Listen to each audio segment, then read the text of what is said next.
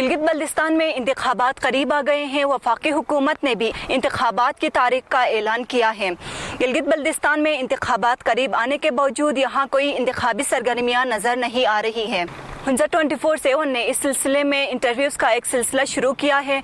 आज हम PTI के सीनियर लीडर और आइंदा इंतखाबात के मजबूत उम्मीदवार नूर मोहम्मद साहब से इंटरव्यू करेंगे। आइए नाजरीन, इंटरव्यू सुनिए।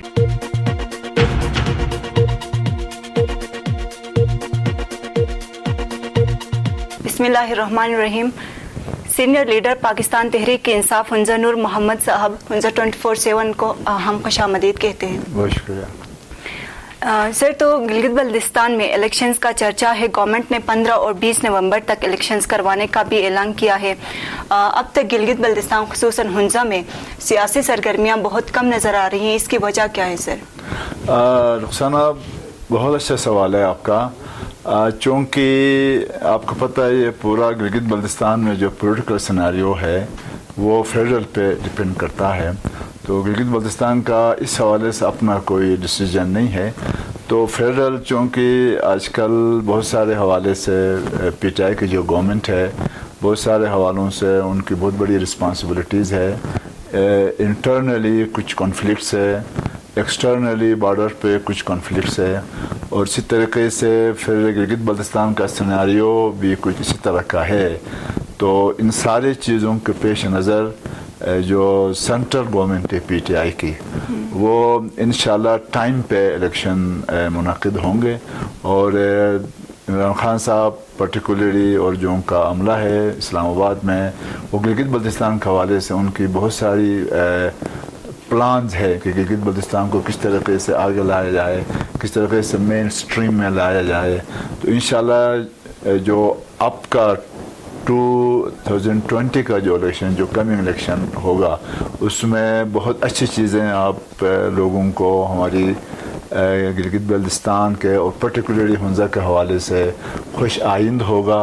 और मेरे ख़्याल में जो सिनारियो मुझे लग रहा है उस हवाले से नवंबर 10 या 15 तक इलेक्शंस इंशाल्लाह होंगे।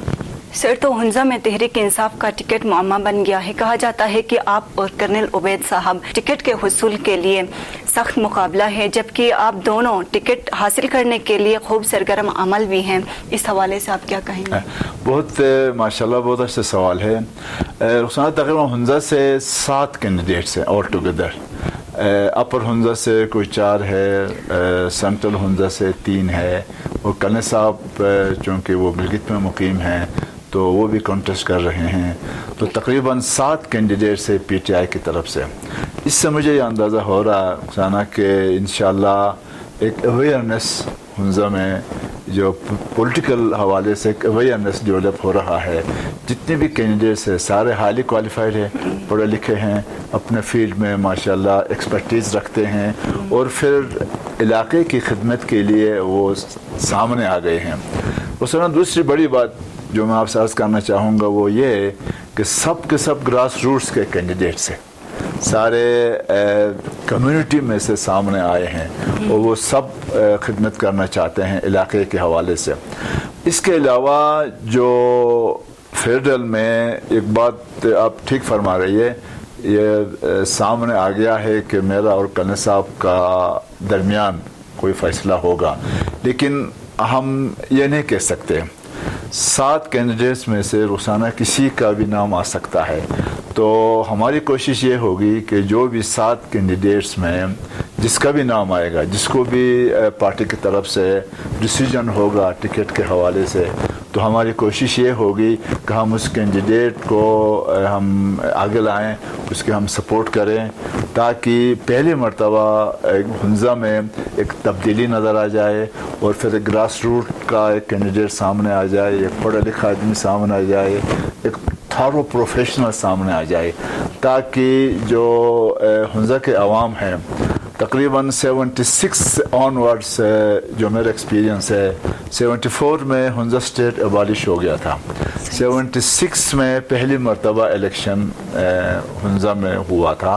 ज़ाहिर है उसमें ग्रास रूट्स का कोई आदमी सामने नहीं आया था, बल्कि साबिका जो मीर हुंजा है मीर जमाल खान, उनका छोटा भाई अयश खान साहब اس وقت زندہ تھے، انہوں نے کانٹیسٹ کیا تھا الیکشن، اور اس میں اس زمانے کے ہمارے بہت سارے سینئر لیڈرز انہوں نے بھی کانٹیکٹ کیا تھا ہنزا سے، لیکن ان کی کامیابی نہیں ہوئی تھی کیونکہ نیا نیا اسٹیٹ ابالش ہو گیا تھا، تو لوگوں کا جو دلچسپی اور جھکاؤ وہ ظاہر فر عیاش خان صاحب کی طرف تھا، تو وہ جیت گئے تھے۔ اس وقت سے ابھی تک بہت سارے الیکشنز ہو گئے، لیکن 3 مرتبہ گراس روٹس کے لوگ آئے ہیں، اور ان کا بھی پریشر اتنا تھا ان پہ، سیاسی حوالے سے، کمیونٹی کے حوالے سے، سوشل حوالے سے، کوئی خاطر خواہ وہ کوئی چیز اچیو نہیں کر پائے ہیں، ہنزا والوں کو سیٹسفائی نہیں کر پائے ہیں سیاسی حوالے سے۔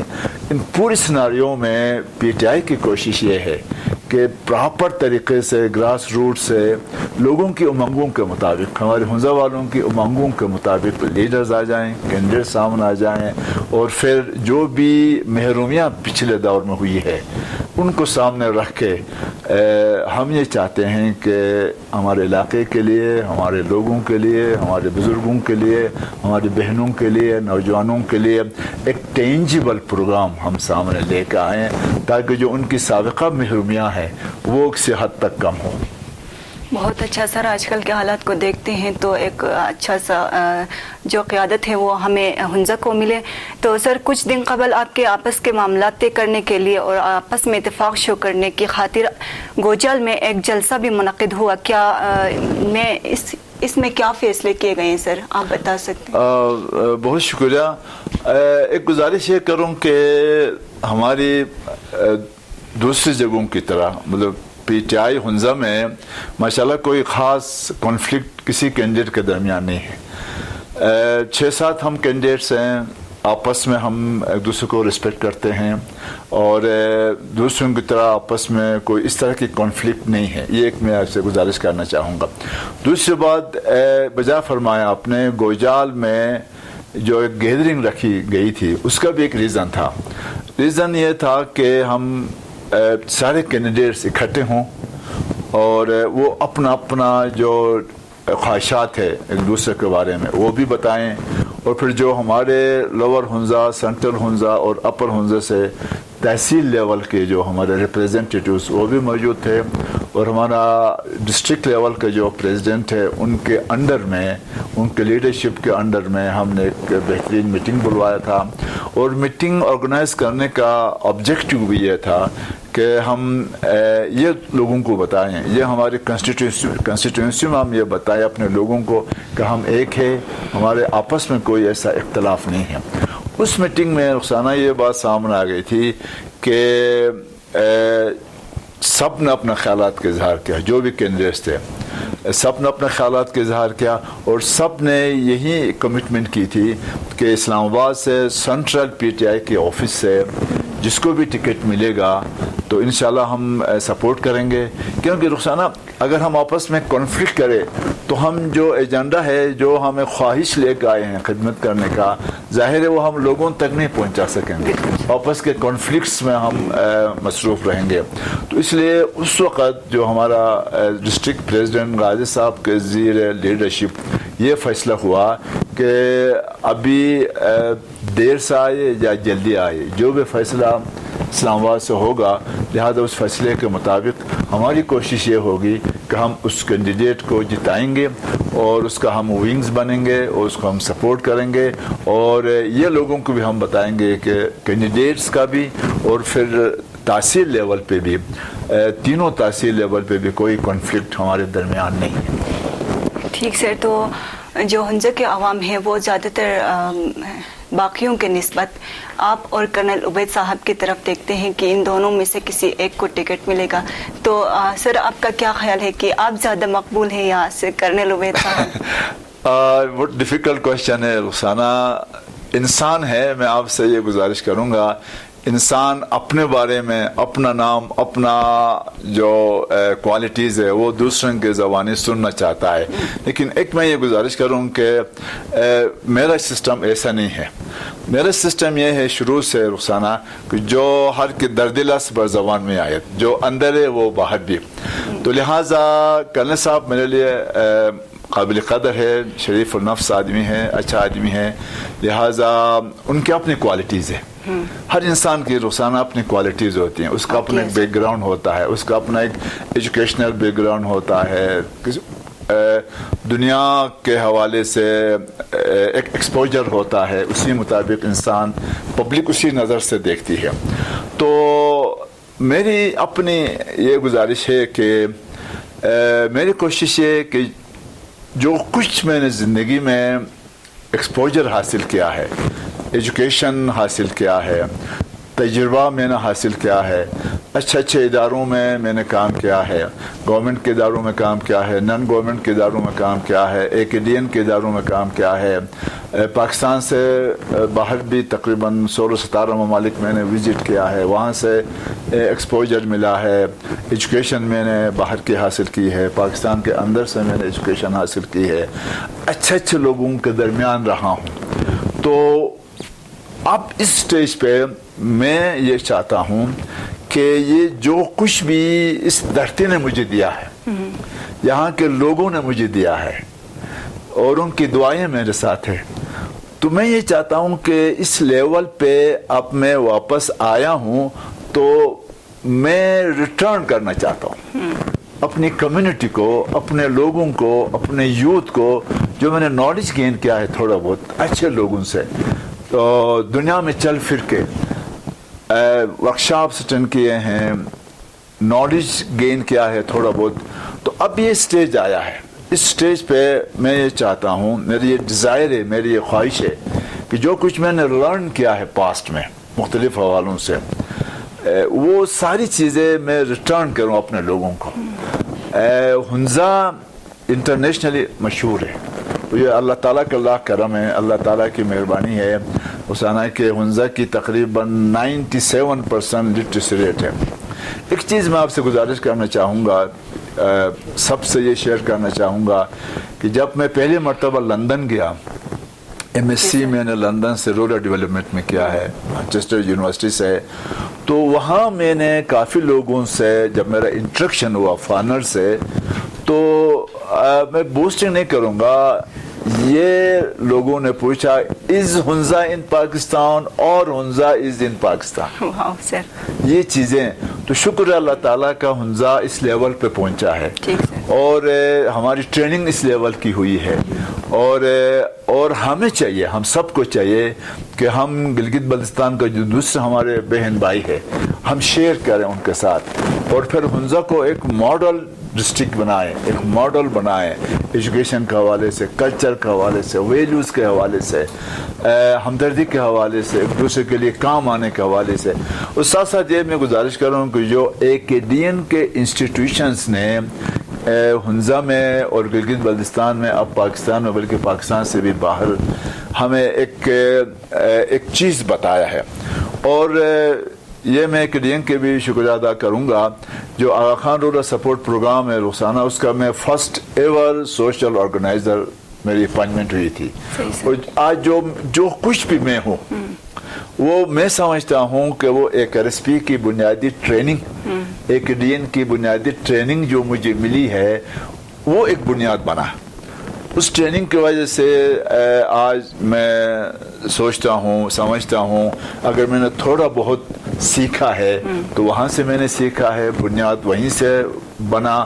اور اسی ٹیچنگ کے پیش نظر آج میں چاہتا ہوں کہ کسی بھی مد میں آ کے اپنے لوگوں کو، اپنے یوتھ کو، اپنی کمیونٹی کو میں ریٹرن کروں. یہ میرا مین آبجیکٹو ہے.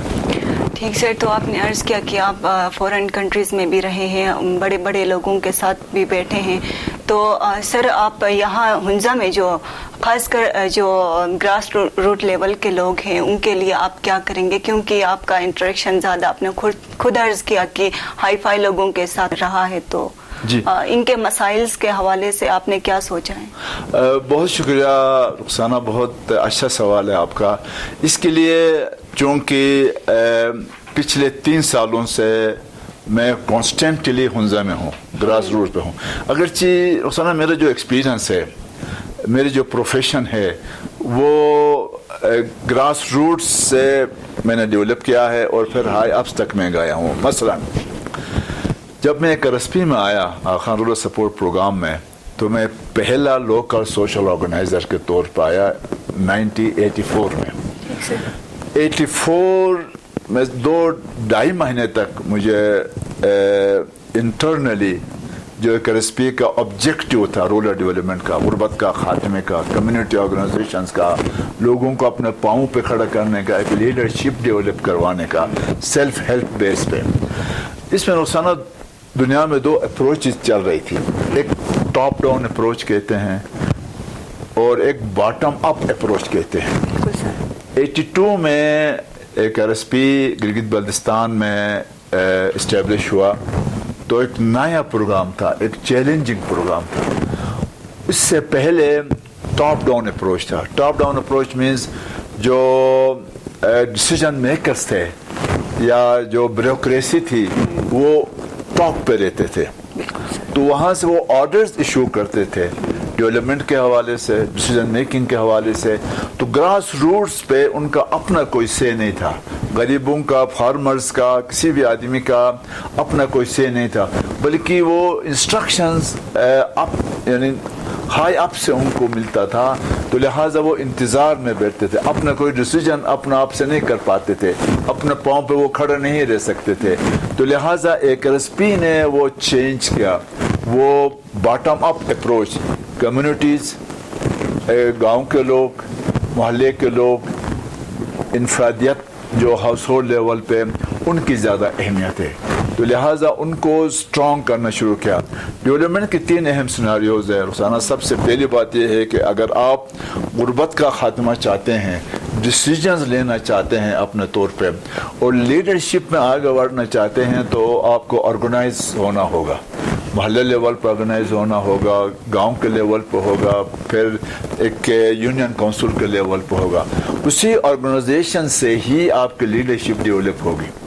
دوسری بات, آپ کو اپنا ایک سیونگ ہونا چاہیے, کیپٹل ہونا چاہیے. اگر آپ نے اپنے پاؤں پہ کھڑا ہونا ہے, آپ نے غربت کا خاتمہ کرنا ہے, غربت کے ساتھ مقابلہ کرنا ہے, تو سب سے پہلا leadership, decision making local level پہ ہونا چاہیے, اور پھر لیڈرز بھی لوکل لیول سے اٹھیں. تو لہٰذا یہ ایک جو فارمولا تھا, دنیا کا فارمولا, جس پہ چل کے گلگت بلتستان سے بھی زیادہ غریب لوگ جہاں رہتے تھے. اب میں آپ سے گزارش کروں, دوسرے ورلڈ وار کے بعد جرمنی سے یہ پروگرام شروع ہوا. جرمنی سے کمیونٹی آرگنائزیشنز, کمیون یعنی ایک ڈیولپ گاؤں کے لیول پہ ڈیولپمنٹ کا شروع ہو گیا. پھر جاپان سے شروع ہو گیا, پھر کوریا سے شروع ہو گیا, پھر تائیوان سے شروع ہو گیا. وہ ایک ورلڈ کا ایکسپیرینس ایک RSP نے گلگت بلتستان میں لایا. گلگت بلتستان چونکہ وہ کامیاب سناریو تھا, وہ ایک سکسیسفل سٹوری تھا, اس سکسیسفل سٹوری کو ایک RSP کی شکل میں گلگت بلتستان میں آیا. گلگت بلتستان میں گریجولی آنے کے بعد شروع کے جو 10 سال ہے, شروع کے 10 سال میں آرگنائزیشنز بنی, لیڈرشپ ڈیولپ ہو گیا, سیونگ کے حوالے سے لوگوں نے اپنا کیپٹل بڑھایا, سکل سیکھا, ہنر سیکھا. کیونکہ ہنر رخسانہ اس لیے بھی ضروری ہے کہ آپ جب تک اس لیڈرشپ کو, اس ضروریات کو اپنا گاؤں کے لیول پہ, محلے کے لیول پہ خود ریزالو نہیں کریں گے, کوئی باہر سے آ کے نہیں کر سکتا. یہ چیز بہت ضروری ہے. تو لہٰذا وہ میں نے سیکھی, اور اس کے بعد پھر مجھے موقع ملا انگلینڈ جانے کے لیے. انگلینڈ میں نے مانچسٹر یونیورسٹی سے MSc in community organisation for rural development پہ میں نے کر لیا. اس کے بعد جب میں واپس آیا تو مجھے ایک سینئر پوزیشن پہ موقع ملا. Overall regional programme Gilgit کی پوزیشن مجھے ملی, جس میں 6 ڈسٹرکٹس کو میں لک آفٹر کرتا تھا. لہٰذا اس میں مختلف ڈائیورسفائی کمیونٹی تھی. ہنزا کا کمیونٹی الگ, نگر کا الگ, گلگت پراپر کا الگ, جوگلوٹ کا الگ, گزر کا الگ. یہ پورے ایک ڈائیورسفائڈ کمیونٹی. ان ڈائیورسفائڈ کمیونٹیز میں گراس روٹس پہ جا کے ڈائلاگز کر کے, لوگوں کے ساتھ کمیونیکیشن کر کے, اپنا پروڈکٹ پیکیجز ان کو بتا کے کافی ٹائم لگا, اور اس سے یہ ہے کہ سیکھنے کا مجھے موقع ملا. اوور آل कम्युनिटी लेवल पे वीमेन ऑर्गेनाइजेशंस हमने बनाया, मेल ऑर्गेनाइजेशंस बनाया, उससे रोज़ाना मुझे काफ़ी सीखने का मौका मिला। ठीक सर, तो आपने एनजीओज़ में काम किया है और डोनर एजेंसीज के साथ भी आपका ताल्लुक़ रहा है, तो आप हुंजा को, क्योंकि गवर्नमेंट जो हुंजा के लिए या गिलगित बल्तिस्तान के लिए जो पैकेज मुख्तस करती है वो तो ज़ाहिर सी बात है पूरा नहीं कर पाते, तो आप एनजीओज़ के थ्रू हुंजा को या हुंजा के लोगों को किस तरीके से अपलिफ्ट करने की कोशिश करेंगे? रुखसाना, थैंक यू, बहुत अहम सवाल है आपका। इसमें ये गुजारिश करूँगा कि कुछ लोगों को इसकी एनजीओ की फ़िलासफ़ी से इतनी वाक़फ़ियत नहीं है, क्योंकि मेरे सबसे पहली जो जॉब थी वो बहुत अच्छी ऑर्गेनाइजेशन एक रेसिपी से मैंने स्टार्ट किया और प्रैक्टिकली कम्युनिटीज़ में भी जाकर मैंने काम किया, और फिर मेरी खुशकिस्मती में कहूँगा, अल्लाह की मेहरबानी कहूँगा, आप सब की दुआओं से मुझे फिर इंग्लैंड जैसी जगह पे पढ़ने का भी मौका मिला।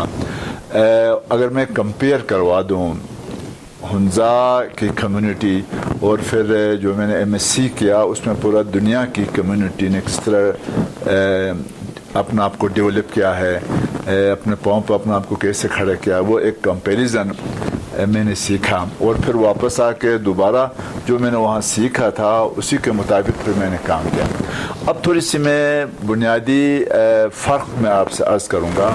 बहुत सारे हमारे नौजवान ख़ासकर उनका सोच ये है कि ये एनजीओ सेक्टर के हवाले से थोड़ी सी उनको मिसअंडरस्टैंडिंग है।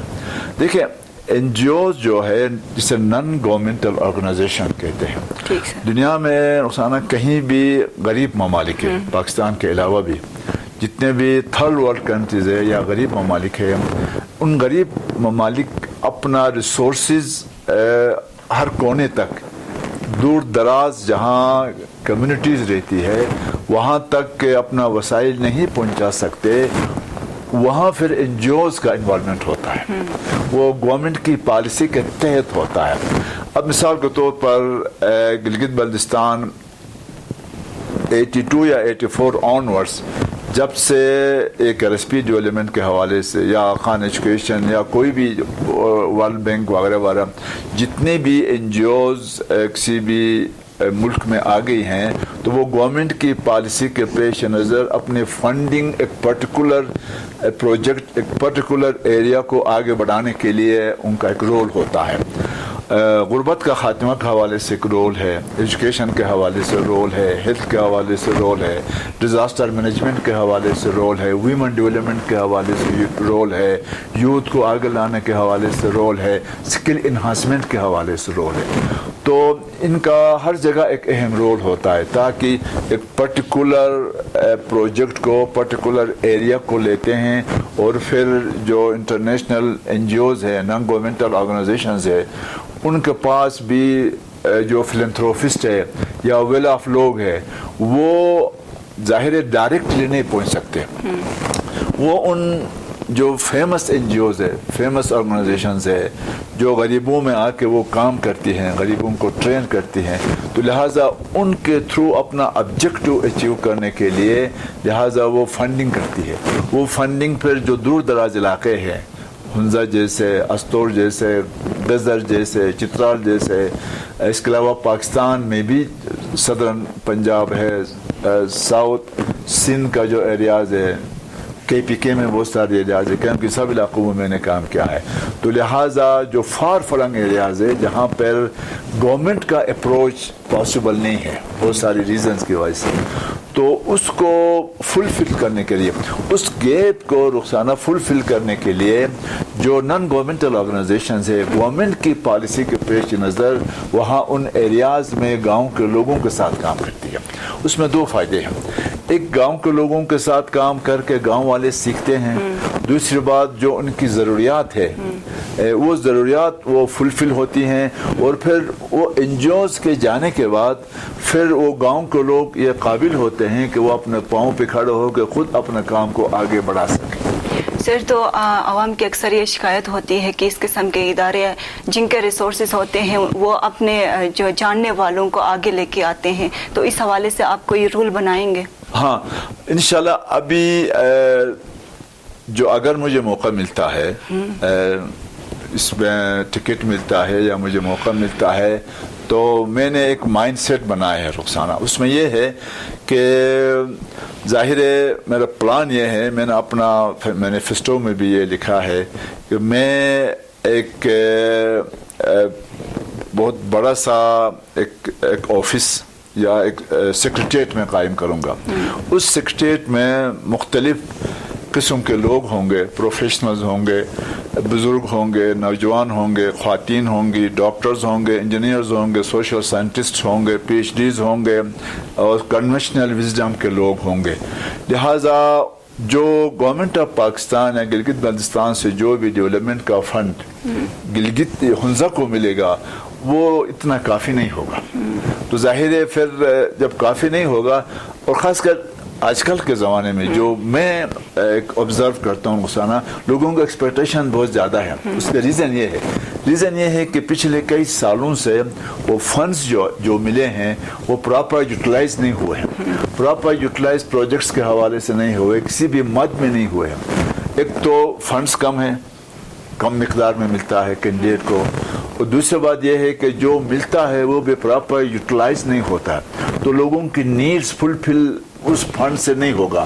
اس کے لیے جو میں نے اپنا اسٹریٹجی بنایا ہے, جو مینیفیسٹو بنایا ہے, خالی رخسانہ میں وہ جو گورنمنٹ کا فنڈ ملے گا جو بھی 5 کروڑ وغیرہ سال میں سنا ہے وہ ناکافی ہوگا. تو ظاہر ہے اس کے لیے میں نے پلان یہ بنایا ہے, بینگ اے ڈیولپمنٹ پروفیشنل میں پروپوزلز ڈیولپ کروں گا, انٹرنیشنل لیول کے ڈونرز کے ساتھ میں لنکیجز ڈیولپ کروں گا.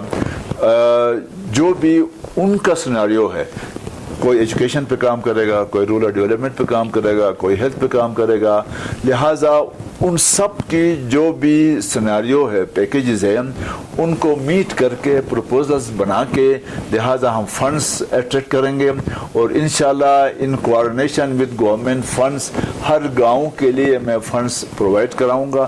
اس کے لیے ایک اسٹریٹجی میں نے یہ بنایا ہے کہ حنزہ میں لوور حنزہ سے لے کر اپر حنزہ تک جتنے بھی ولیجز ہیں, ہر ولیجز کے اپنے نیڈس ہیں, تو لہٰذا ہر ولیجز کے نیڈس کے مطابق جو میں تھنک ٹینک بناؤں گا اس میں سب لوگ ہوں گے, اس گاؤں کی بھی نمائندگی ہوگی. تو لہٰذا ان تھنکس ٹینک گاؤں کی ضروریات کے پیش نظر انشاءاللہ ہم پروجیکٹ بنائیں گے, پروپوزل بنائیں گے, اور لہٰذا اس پروپوزل کے مطابق فنڈز اٹریکٹ کر کے, کچھ ہمارے اپنے حصے کے فنڈز ہوں گے, کچھ ہم ڈونرز کو اٹریکٹ کریں گے, لہٰذا ان فنڈز کا ایملگمیٹ کر کے ہماری کوشش یہ ہوگی کہ ہماری ضروریات کے مطابق لوگوں کو پروجیکٹس ملے. لیکن ایک چیز میں عرض کرنا چاہوں گا رخسانہ, اس میں پروجیکٹس جو ہے نا, پروجیکٹس کے ہماری جتنے بھی ہم پروجیکٹس بنائیں, چینلز بنائیں, لنک روڈز بنائیں, جو بھی پروجیکٹس ہمارے پاس ہے, اس سے ہماری ڈیولپمنٹ نہیں ہوتی, بات یاد رکھیں. اب دیکھیں جب سے پاکستان بنا ہے 73 ایئرز میں اربوں نے کھربوں روپیہ خرچ ہو گیا ہے. اب آپ دیکھیں آج لوگ خوش نہیں ہے نا. پروجیکٹ سے ڈیولپمنٹ نہیں ہوگا, ہیومن ڈیولپمنٹ سے ڈیولپمنٹ ہوگا. بالکل ہیومن ڈیولپمنٹ پہ میں فوکس کروں گا, ہماری یوتھ پہ میں فوکس کروں گا, سکل انہانسمنٹ پہ میں فوکس کروں گا, تاکہ جو یوتھ ہے وہ ہیومن ریسورسز کے ذریعے سے گاؤں کے حالات, علاقے کے حالات, اپنے لوگوں کے حالات خود تیار کریں گے. اب مثلا ایک انجینئر ہے, وہ برج تو بنا سکتا ہے یا ایک روڈ تو بنا سکتا ہے, لیکن کیا خالی لنک روڈ اور برج سے ہماری غربت کا خاتمہ ہوگا؟ نہیں ہوگا. وہ ایک سورس ہے انفراسٹرکچر. جب تک ہم یوتھ کو ہیومن ریسورس ڈیولپمنٹ کا, سکل انہانسمنٹ کا موٹیویشن نہیں دیں گے, ان کو ہم ڈیولپ نہیں کریں گے, لہٰذا ترقی نہیں ہو سکتی. جتنے بھی پیسے ملیں گے, پیسے بھی ضروری ہے, انفراسٹرکچر ڈیولپمنٹ اور ہیومن ڈیولپمنٹ ایک ایملگمیٹ کر کے میری کوشش یہ ہوگی کہ حنزہ کو میں ایک ماڈل ڈسٹرکٹ بناؤں. ٹھیک سر, تو یہ ساری چیزیں تبھی ممکن ہے جب آپ جیت جائیں گے. تو سر, اگر آپ کے جو سینٹرل پارٹی قیادت ہے وہ آپ کو ٹکٹ نہیں دیتی ہے, تو کیا ان چیزوں کو فلفل کرنے کے لیے آپ آزاد حیثیت سے الیکشن لڑیں گے, یا جن کو آپ کی پارٹی ٹکٹ دیتی ہے انہی کو آپ سپورٹ کریں گے؟ یہ تو انشاءاللہ میں نے پہلے بھی عرض کیا ہے, ہماری پارٹی کی پالیسی ہے فیڈرل لیول پہ, تو لہٰذا جس کو بھی ٹکٹ ملے گی لہٰذا میں ان کو ساتھ سپورٹ کروں گا. اور پھر جو میں نے یہ پروگرام بنایا ہے وہ میرے ذات کے لیے نہیں، جو بھی میں نے مینیفیسٹو بنایا ہے میرے ذات کے لیے نہیں. ظاہر ہے جو بھی کینڈیڈیٹ ہنزا میں آئے گا لہٰذا میری جو ادنا سا جو نالج ڈیولپمنٹ یا ایکسپوجر کے حوالے سے ہے جو کچھ بھی میں نے بنایا ہے میری کوشش یہ ہوگی کہ جو بھی آئے انہی کے تھرو ان کو میں امپلیمنٹ کروا دوں. تو یہ میری اولین کوشش ہوگی. رخسانہ سر آپ کا امید ہے کہ آپ الیکشن جیت جائیں گے؟ میں بالکل امید نہیں پر امید ہوں کیونکہ جو میں آبزرو کرتا ہوں رخسانہ، ایک تو میں ایک اور گزارش میں یہ کروں گا کہ میں موٹیویشنل لیکچرر بھی ہوں. اس حوالے سے جب میں لوگوں سے ملتا ہوں پورا ہنزا میں لوگوں سے ملتا ہوں، جس کسی سے بھی ملتا ہوں میں بہت کھلا دل کے ساتھ ملتا ہوں اور لوگ بھی اسی طرح مجھے رسپانس کرتے ہیں. جو ان کا رسپانس ہے، ان کا جو ایک انتظار ہے، پوچھتے ہیں کہ آپ کو ٹکٹ کب مل رہا، ہم آپ کے ساتھ ہیں. کیونکہ یہ جو کمیونٹی ہے نا رخسانہ، وہ ایک لحاظ سے آپ کو آپ کا کانفیڈنس لیول کو بڑھاتی ہے. ان کا رسپانس، ان کا ایٹیچیوڈ، ان کا باڈی لینگویج، ان کا فیس، اس سے میں اندازہ لگاتا ہوں پچھلے کچھ ٹائم سے. اور یہ میں نے کوشش کی تھی رخسانہ کہ جب سے میں HTC سے واپس آیا تھا تقریباً 2017 آنورڈز میں ادھر ہی ہوں، کمیونٹیز کے ساتھ ہوں. شروع میں ان کا بالکل کہنا بجا ہے کہ جو بھی کینڈیڈیٹ یا الیکٹ ہوتے ہیں یا رنر اپ ہیں وہ یہاں نہیں رہتے ہیں. میری اپنی بھی اس طرح کی ایک چیز رہی ہے. 2009 میں رنر اپ تھا، الیکشن میں نے لڑا لیکن میں ہار گیا تھا. میں ہار گیا تھا. بالکل سر، اس سے قبل آپ نے الیکشن میں حصہ لیا لیکن لوگوں کا خیال تھا کہ آپ جیت جائیں گے لیکن ہار گئے، اس کی وجہ کیا بنی سر؟ اس میں ایک چیز گزارش کروں رخسانہ کہ یہاں پر ایک سیناریو ڈیولپ ہوا ہے گلگت بلتستان میں اور یہ حقیقت بھی ہے. فیڈرل میں جو بھی پارٹی برسر اقتدار ہوگی لہٰذا یہاں جو بھی کینڈیڈیٹ اسی پارٹی سے ان کا ایفیلیشن ہوگا، وہ شروع سے یہ ایک ٹریڈیشن رہا ہے، وہ جیتتے آئی ہے. تو 2009 میں پیپلز پارٹی کی حکومت فیڈرل میں تھی تو ہنزا ایکشن کمیٹی کے نام سے ہمارے ہنزا والوں نے بڑے اچھے معتبرین تھے، ہر طبقہ فکر کے لوگ تھے، انہوں نے اعتماد کر کے مجھے ایز اے کینڈیڈیٹ سامنے لایا تھا. پوزیشن بھی بہت اچھی تھی لیکن چونکہ حکومت پیپلز پارٹی کی تھی فیڈرل میں اور پیپلز پارٹی کی حکومت ہونے کے ناطے یہاں جو ان کا کینڈیڈیٹ تھا وہ جیت گیا تھا. ایک سیناریو وہ تھا. تو میں اس سے آگے تھوڑا بڑھنا چاہوں گا جو لوگوں کو ایکسپیکٹیشنز. اس کے بعد میں نے لوگوں سے کمٹمنٹ کیا تھا کہ میں یہاں ٹھہروں گا لیکن اس کے ریزنز ہیں میں نہیں ٹھہر سکا. اس لیے نہیں ٹھہر سکا کہ ٹو ویری تھنگ کہ ایک جوک بھی ہے اس حوالے سے. میں اس وقت CRBC China bridge and road corporation جو CPEC کا ایڈوانس پارٹی تھا، میں اس میں ایک اعلیٰ عہدے پہ کام کرتا تھا چائنیز کے ساتھ. تو میں نے اپنے ہنزا کے جو معتبرین ہیں ان سے میں نے یہ گزارش کی تھی کہ اب مجھے میدان میں نہ لایا جائے کیونکہ میں کسی بھی حوالے سے تیار نہیں ہوں. جذبہ تو ہے لیکن اس میں فائنانس چاہیے. فائنینشیل میں نے ان کو کہا تھا کہ میں اتنا تیار نہیں ہوں لیکن میں آپ کے لیے کام کروں گا. میں ان کا مشکور ہوں، ان سب نے کہا جی کہ نہیں آپ آئیں. الیکشن میں نے جمپ ان کیا، اچھی طریقے سے ہم نے کام کیا لیکن بعد میں وہ پورا خرچہ مجھے اپنے طور پہ اٹھانا پڑا، جس کا اسلام آباد میں میرا ایک کنال کا بہترین پلاٹ تھا وہ میں نے بیچا اور 3-4 گاڑیاں تھیں وہ گاڑیاں میں نے بیچی. اس کے بعد پھر میں نے کنسلٹنسیز کرنا شروع کیا. افغانستان گیا، پاکستان کے دوسرے حصوں سے میں نے انڈیپینڈنٹ کنسلٹنسیز کی. وہ کنسلٹنسیز کر کے میں ابھی شکر اللہ کا ابھی میں نے اپنا قرضہ واپس کیا ہے. میری پلان یہ تھا کہ جب میں ہنزا میں آؤں تو کم از کم سر اٹھا کے میں چل سکوں. کوئی یہ نہیں کہے گی جی کہ پمپ والے نہیں آئے میرے پاس، گاڑی والے نہیں آئے، ہوٹل والے نہیں. کچھ ابھی بھی آتے ہیں، ابھی تک میں کچھ کو پیسہ دیتا ہوں لیکن میں اندر سے سیٹسفائی ہوں کہ میں نے پیسہ واپس کیا ہے. لیکن جو میں نے وعدہ کیا تھا हंजा वालों के साथ मैं यहाँ ठहरूँगा, उसका मैं माजरत खा भी हूँ, कुछ मजबूरियों की वजह से मैं नहीं ठहर सका हूँ, लेकिन अब जो है मैं फुली प्रिपेयर हूँ। ठीक सर, अगर इस दफ़ा आपको टिकट मिल जाता है और तो आप अपनी जीत को यकीनी बनाने के लिए क्या लाहे अमल अपनाएंगे? ओके, यहाँ अगर मुझे मौका मिलता है तो मेरे बहुत से प्लान्स हैं, वो मैं एक एक करके आपसे गुजारिश करना चाहूँगा।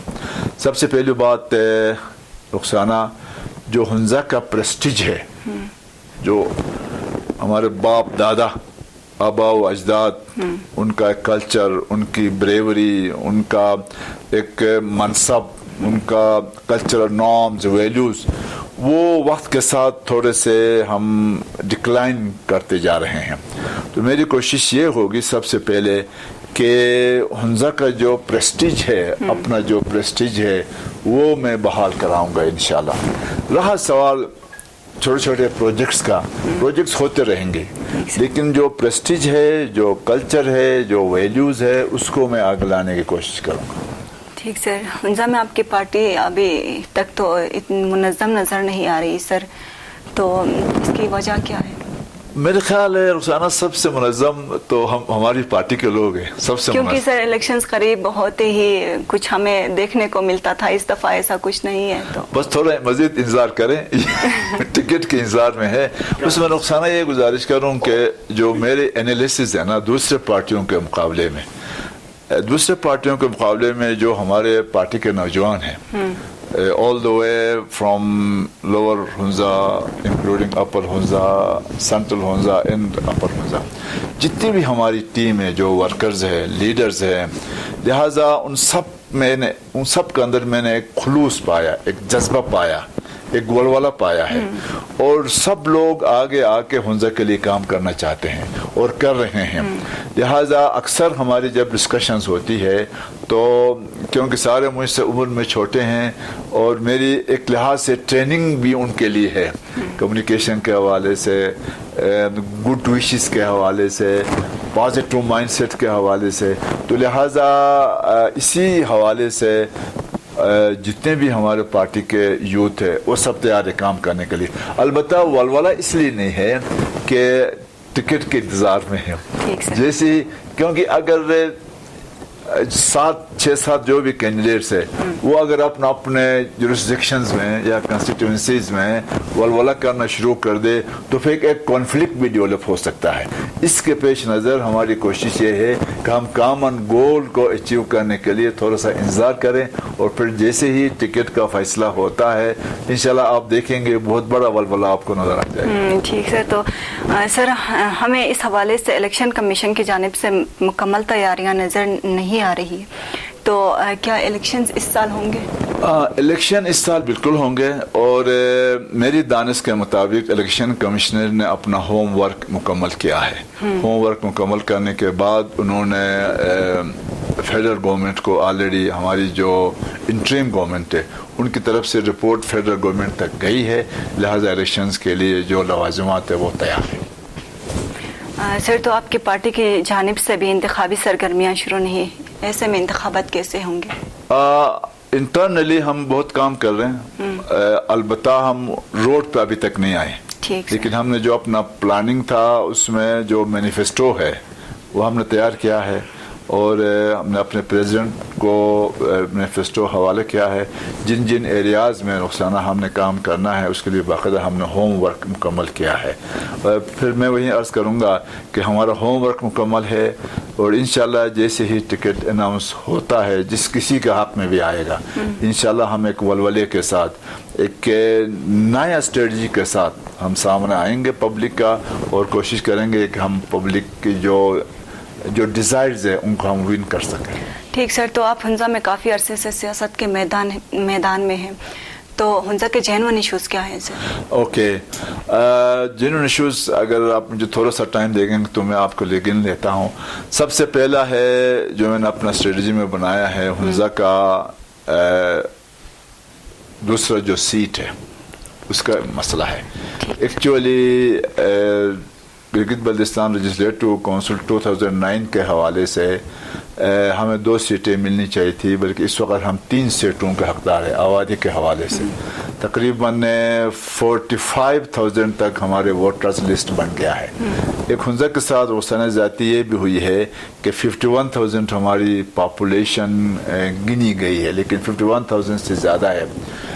मैं एक ऑथेंटिक आपको रिपोर्ट देना चाहूँगा। जब मैं रीजनल काउंसिल का सेक्रेटरी भी रहा हूँ 1993-94 में एज ए सेक्रेटरी हमने एक सर्वे करवाया था अपने तौर पे, जिसमें हमारी इस्नाशरी बरादरी शामिल नहीं थी। उस वक़्त 47,000 थी, मैं आपको यकीन से कहता हूँ। लिहाजा अगर हम इस्नाशरी बरादरी की भी पॉपुलेशन को अगर इंक्लूड करते तो 93-94 में हमारी पॉपुलेशन ऑलरेडी 50,000 तक पहुँच चुकी थी। लेकिन पिछले सेंसस में फिर वही मैं अर्ज़ करूँगा कि हुंजा के साथ हर हवाले से ज़्यादतियाँ होती आई है, जिसकी वजह से एक सबसे बड़ी ज़्यादती ये हुई है कि उस सेंसस में प्रॉपर सेंसस नहीं होने की वजह से 51,000 की पॉपुलेशन, जबकि इस वक्त 12,000-14,000 पॉपुलेशन पे भी लोगों को दूसरी सीटें मिली है। तो लिहाजा इसलिए मैं ये अर्ज़ करूँगा कि हुंजा को 2 नहीं 3 सीटें मिलनी चाहिए, लेकिन हम एक सीट पर लड़ रहे हैं। इसका मकसद ये बिल्कुल नहीं था कि हम खामोश थे।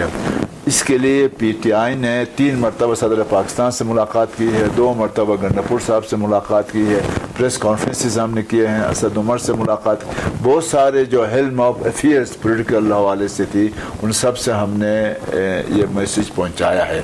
और फिर यहाँ भी मुख्तलिफ मद में हुंजा के अंदर भी हमने ये चीज़ कंसर्न अथॉरिटीज़ तक ये बात पहुँचाई है कि हमें दूसरी सीट मिलनी चाहिए। सर, आपको यकीन है कि दूसरी सीट मिलेगी? इंशाल्लाह दूसरी सीट मिलेगी। नहीं, हम तीसरी सीट की भी कोशिश कर रहे हैं। हम 3 सीटें लाएंगे आबादी के हवाले से। तो लिहाजा इसलिए जो सबसे बड़ा इशू है वो दूसरा सीट का है। उसके बाद है हमारे इलेक्ट्रिसिटी का इशू। अब शायद आप बहुत छोटी होंगी, 1960 में हुंजा में रोशनी थी हर जगह, लेकिन इस वक्त अंधेरा है। उसके भी बहुत सारे रीजंस है। तो हम बिजली पे काम करेंगे। एजुकेशन देखिए 97% लिटरेसी रेट है, वो एक फॉर्मल एजुकेशन है। हम चाहेंगे कि हम एजुकेशन क्वालिटी पे हो। 2 एजुकेशन है ना, एक बेसिक एजुकेशन, बेसिक जो एजुकेशन है एजुकेशन फॉर ऑल जिसे कहते हैं, वो हुंजा में कंप्लीट है। लिहाजा हम इस बेस को सामने रख के क्वालिटी एजुकेशन की तरफ जाएंगे। लिहाजा वो एक इशू है, क्योंकि और फिर नेक्स्ट इशू है अनएम्प्लॉयमेंट और मार्जिनलाइजेशन। यूथ हमारे मार्जिनलाइज हो गए हैं, मास्टर डिग्रीज लेके आए हैं, जॉब्स नहीं है उनके पास। हमारी कोशिश ये होगी कि वन वे और द अदर इसको नौजवानों को या जॉब्स या फिर स्किल की तरफ हम उनको लिंक करेंगे। इसको हम लिंक करेंगे सीपेक प्रोजेक्ट के साथ। सीपेक का बहुत बड़ा प्रोजेक्ट सामने आ रहा है, जिसमें 70 कंट्रीज इस सीपेक के थ्रू चाइना तक अप्रोच करेंगे। और हब हम लोग हैं, हुंजा में है। सीपेक आज कामयाब हुआ है हुंजा वालों की तरफ से, वो मैं आपको अर्ज करूँगा। बहुत पहले शाहराह रेशम था, या सिल्क रोड जिसे कहते थे, सिल्क रोड कामयाब किया हुंजा वालों ने। उस सिल्क रोड की कामयाबी की वजह से कराकोरम हाईवे बना, कराकोरम हाईवे कामयाब किया हुंजा वालों ने, जिसकी वजह से सीपेक बना है। तो लिहाजा सीपेक अभी तक हमें सीपेक से कोई खातिर खा फायदा नहीं मिला है, क्योंकि पाकिस्तान के दूसरे शहरों को सीपेक से फायदा हुआ। हालांकि ये हुंजा से गुजर के गया है, तो हुंजा वालों को अभी इसका कुछ फायदा नहीं हुआ सर। तो बहुत अच्छी बात है। उसका मेरे पास एक बाकायदा प्लान है और मैं सीपेक पे प्रेजेंटेशंस भी करता रहा हूँ। लिहाजा सीपेक, चूंकि मैं CRBC में होने की वजह से एक जो एज मुझे मिलता है रुखसाना, जब मैं CRBC में था तो CRBC के अंदर सीपेक की बहुत सारी डॉक्यूमेंटेशंस को मैंने पढ़ा है, मैंने कंपाइल किया है। इस हवाले से जो अब अगर मुझे मौका मिला तो सीपेक से भरपूर फ़ायदा उठाने के लिए मैं पूरी कोशिश करूँगा, और उसके लिए मैंने लिखा भी है। सर, तो आपने क्वालिटी एजुकेशन की भी बात की, तो देखते हैं हर किसी के पास डिग्री है, क्वालिटी एजुकेशन है, सब कुछ है, लेकिन हम ज़्यादातर जो यूथ है उनको बेरोज़गार देखते हैं। तो इस हवाले से आप कोई स्ट्रॉन्ग आपकी कोई पॉलिसी है? ایگزیکٹلی بہت اچھا سوال ہے. دیکھیں اس وقت 3 ایجوکیشنل سسٹمز ہے ہنزا میں. ایک تو گورنمنٹ کا سسٹم ہے. گورنمنٹ کا سسٹم میں کوالٹی نہیں ہے ٹو ویری فرینک. بس ایک نارمل طریقے سے اسکول چلاتے ہیں. اس کے علاوہ آخان ایجوکیشن سسٹم ہے جو زیادہ تر فوکسڈ ہے فیمیل پہ. تیسرا ہے پرائیویٹ سسٹم. چونکہ ان دونوں ایجوکیشنز میں ظاہر ہے اس لیول کی کوالٹی نہیں پائی گئی جس کی وجہ سے پرائیویٹ ایجوکیشنل سسٹم انیشیٹ ہوا ہے. لیکن being part of Higher Education Commission, education کے حوالے سے بھی میرا کالجز میں یونیورسٹیز میں پورا پاکستان میں میرا ایک انوالومنٹ رہا ہے رخسانہ. میں پرائیویٹ اسکولوں میں بھی وہ ایجوکیشن جو آج کل کے زمانے میں انٹرنیشنل لیول تک ہمارے بچے جائیں یا ان کا اس لیول کی کوالٹی ہو وہ مجھے نظر نہیں آ رہا. اس کے لیے کوالٹی ایجوکیشن کو آگے لانے کے لیے میری پلان ایجوکیشن کے لیے یہ ہے کہ ہم یہاں پر پراپر طریقے سے لنک کریں گے میرٹ کے حساب سے. نیشنل اور انٹرنیشنل لیول کے جتنے بھی انسٹیٹیوشنز ہیں اس لیول کے, ان کے ساتھ ہمارے میرٹ کے جو اسٹوڈنٹس ہوں گے ان کو ہم لنک کریں گے. اسکالرشپس دلوائیں گے, فارن اسکالرشپس دلوائیں گے. ان کو ابھی سے ہی ہم ٹریننگیں کروائیں گے, اسکل انہانسمنٹ کی ٹریننگیں کریں گے, کیپیسٹی بلڈنگ کی ٹریننگیں کروائیں گے مختلف لیول پہ. اب چوتھا جو چیز سامنے آیا ہے وہ ارلی چائلڈہڈ. ارلی چائلڈہڈ جو شروع ہوا ہے اس کا مین ریزن یہ ہے, اگر آپ ڈیولپڈ کنٹریز انگلینڈ, فرانس, امریکہ ان کا ایجوکیشن سسٹم کے ساتھ اپنا آپ کو میچ کرنا چاہتے ہیں, جو ایگزسٹنگ سسٹم ہے اس میں پاسبل نہیں ہے. لہٰذا اب جو ارلی ایجوکیشن سسٹم ہے ان کے اصولوں کو اپناتے ہوئے بچے پیدا ہوتے ہی یا ماں کے پیٹ میں ان کا گروتھ ہونے سے لے کر 5 سال, 5 سال سے 8 سال, 8 سال سے 12 سال, 12 سال سے آگے ٹین ایج تک ان کا ایک سسٹم ہے. تو ہماری کوشش یہ ہوگی اس پہ بھی ہم فوکس کریں. دوسری بات, جو ماسٹرز ڈگریاں لے کے آتے ہیں ان کے لیے رخسانہ جو میں نے دیکھا ہے کہ وہ پراپر گائیڈ لائن نہیں ان کے پاس. کوئی بھی کسی نے گریجویشن کیا یا ایم اے کیا کسی بھی سوشل سائنس میں یا نیچرل سائنس میں, تو لہٰذا وہ لکیر کے فقیر بنتے ہیں. تو میری کوشش یہ ہوگی, جو میں تھنک ٹینک کی بات کر رہا ہوں, جو میں ایک سیکریٹریٹ قائم کرنے کی بات کر رہا ہوں, اس میں ہائی لیول کی ایجوکیشنسٹ جس میں سوشل سائنٹسٹ بھی ہوں گے, نیچرل سائنٹسٹ بھی ہوں گے اور پروفیشنل لیول کے بھی لوگ ہوں گے, ایک بہترین نوجوانوں کو, یوتھ کو گائیڈ لائن دینے کے لیے کہ کیریئر کس طریقے سے اڈاپٹ کرنا ہے, کیریئر اڈاپٹ کرنے کے بعد انٹرنیشنل لیول پر, ہائی لیول پہ کس طرح جانا ہے, وہ ایک اسٹریٹجی میں ڈیولپ کرنا چاہتا ہوں. ان کو اسکالرشپس کے لیے بھی رخسانہ میری کوشش ہوگی کہ بہت سارے ادارے ہیں پاکستان بھی ہے, پاکستان کے باہر بھی ہے, لہٰذا وہ جو لاٹ ہوگا ان کو ہم اسکالرشپس کے ذریعے سے لیڈنگ یونیورسٹی کے ساتھ ہم لنک کریں گے اور پھر ان کو ہم کوشش کریں گے کہ واپس آئیں. آنے کے بعد پھر ایک سسٹم ایسا ڈیولپ ہو کہ وہ ایک کوالٹی ایجوکیشن کی طرف ہم موو کریں. ٹھیک سر, تو گلگت بلتستان میں آپ کی پارٹی کی پوزیشن کیسی ہے سر؟ کیا آپ کی پارٹی اس بار حکومت بنانے میں کامیاب ہوگی؟ انشاءاللہ رخسانہ, گلگت بلتستان میں ہماری پوزیشن بہت اسٹرانگ ہے. گلگت میں بھی اسٹرانگ ہے, بلتستان میں بھی اسٹرانگ ہے, اور انشاءاللہ ہم ایک نیا گلگت بلتستان ہم لا کے لوگوں کو دکھائیں گے. وہ جو لکیر کے فقیر یا ٹریڈیشنل پولیٹکس سے ہٹ کے وہ جنگ و جدل, لڑائی جھگڑا, مار کٹائی, وہ پولیٹکس نہیں ہے. اس پولیٹکس سے ہٹ کے, کیونکہ Rukhsana politics means good governance, یہ لوگوں کو نہیں پتا. میں گزارش کروں گا سر, تو اس حوالے سے آپ نے اکثر فیس بک پہ بھی ٹویٹ کرتے رہتے ہیں کہ لیڈر اور ریپریزنٹیٹیو میں فرق ہوتا ہے, تو آپ بتائیں گے, کیونکہ لیڈر لیڈ سے نکلا ہے تو ریپریزنٹیٹیو بھی وہی لوگوں کو لیڈ کرتا ہے. اب بہت زبردست سوال آپ کا, بہت ٹیکنیکل سوال آپ نے چھیڑا. دیکھیں, لیڈرشپ ایک ڈفرینٹ کیپیسٹی ہے, ٹھیک ہے. تھوڑی سی میں لیڈرشپ کے حوالے سے, کیونکہ I have been conducting sessions on leadership at the various educational levels. تو اس حوالے سے being a student of leadership, if you allow me to talk, میں صرف تھوڑا سا ٹائم لوں گا آپ سے. لیڈرشپ کی کوالٹی دو طرح کی ہے. ابھی تک جو لیڈرشپ کے فلاسفرز ہیں وہ یہ آئیڈینٹیفائی نہیں کر سکے ہیں کہ کیا whether a leader is born or created. یہ دو فلاسفیز ہیں. کچھ کہتے ہیں لیڈر از بورن, کچھ کہتے ہیں لیڈر پیدا ہونے کے بعد کریٹ کیا جاتا ہے بیکاز آف ٹریننگ. لیکن جو میں نے پڑھا ہے وہ میں گزارش کروں گا کہ دونوں ٹھیک ہے. کچھ لوگ خداداد صلاحیت کی وجہ سے گاڈ گفٹڈ کوالٹیز کے ساتھ وہ ایز اے لیڈر پیدا ہوتے ہیں, پھر ان کا ماحول, ان کا ایجوکیشنل بیک گراؤنڈ, سراؤنڈنگ جس کی وجہ سے وہ گرو کرتا جاتا ہے, دین ہی اور شی بیکمز لیڈرس. اچھا, دوسرا ہے کیا ایک عام آدمی لیڈر بن سکتا ہے؟ یس, بن سکتا ہے. اس میں اس کی جو فلسفی ہے رخسانہ 99% عرق کہتے ہیں. عرق مینز پسینہ.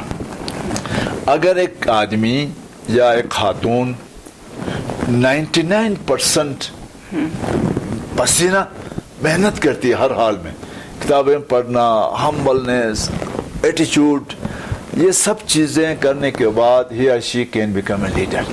1% قسمت کی بات ہوتی ہے. 99% عرق مینز 99% پسینہ. عرق فارسی لفظ ہے پسینہ. پسینہ تب نکلتا ہے جب آپ محنت کریں گے. تو لہٰذا اب یہ تو ڈیفینیشن ہو گیا لیڈرشپ کا. اب میں آتا ہوں اس کی طرف. لیڈر کا ایک ویژن ہوتا ہے, ایک مشن ہوتا ہے, ایک ویژنری آدمی ہوتا ہے. ٹھیک ہے, وہ ٹاپ پہ بیٹھ کے نیچے ساری چیزیں دیکھتا ہے کہ کون کیا کرتا ہے, وہ ویژن دیتا ہے, گائیڈ لائن دیتا ہے, اور پھر اس کے فالوورز ہونے چاہیے automatically. There is a link between a leader and a followers. اب نا کمنگ بیک ٹو ریپرزینٹیٹیو. اب آپ دیکھیں ریپرزینٹیٹیو جو ہے anybody can be representative but anybody cannot be a leader. اب آپ دیکھیں اگر ہم پاکستان کے سیناریو میں دیکھیں, 4 صوبوں کے اندر اگر ہم دیکھیں, آج بھی میں آپ کو یقین سے کہتا ہوں جتنے بھی ہمارے نیشنل اسمبلی یا سینٹ میں ہیں, hardly you will find a leader there. Most of them are representatives, کیونکہ وہ اپنے کنسٹیٹیوئنسی سے الیکشن لڑ کے آئے ہیں, انہوں نے کچھ بھی کیا ہے, یعنی کہ ہمارے ماحول میں کسی بھی طریقے سے انہوں نے اپنا آپ کو ایز اے نمائندہ بنا کے بھیجا ہے. ممکن ہے انہوں نے پیسہ خرچ کیا ہو, ممکن ہے انہوں نے اور دوسری چیزیں استعمال کی ہو جو ایک لیڈر کے لیے پاسبل نہیں ہے. لہٰذا انہوں نے, وہ جیت تو گئے ہیں اپنے کنسٹیٹیوئنسی سے, انہوں نے ووٹ لیا ہے, کسی بھی طریقے سے ووٹ لیا ہے, ووٹ لے کے میجورٹی میں انہوں نے اپنا آپ کو ایز اے ریپرزینٹیٹیو سامنے لایا ہے. تو لہٰذا انہوں نے ووٹ لیا ہے تو وہ ریپرزینٹیٹیو بن گیا ہے. ووٹ لے کے لیڈر نہیں بن سکتا, لیڈر کی اپنی کوالٹیز ہے. تو لہٰذا اس لیے میں نے فیس بک پہ لکھا تھا کہ ہنزہ کے اگر ہم ہنزہ کے سیناریو میں بات کریں, ابھی تک رخسانہ میں آپ کو کلیئر کٹ کہتا ہوں, میرے ساتھ کوئی بھی آ کے ڈیبیٹ کرے, ابھی تک ہنزہ والوں نے کسی لیڈر کو الیکٹ نہیں کیا ہے. ہنزہ والوں نے نمائندوں کو الیکٹ کیا ہے, جس کی وجہ سے آج ہنزہ والے آگے جانے کے بجائے پیچھے ہٹے ہیں, کیونکہ ان 40 سالوں میں ہنزہ والوں کو کسی الیکٹڈ ریپرزینٹیٹیو کی وجہ سے بینگ اے لیڈر ہمیں کوئی ویژن نہیں ملا ہے, جس کی وجہ سے ہم لوگ آگے نہیں گئے ہیں, پیچھے کی طرف آئے ہیں. اور today people of Hunza are looking for a good leader who can really lead Hunza or take Hunza to the top.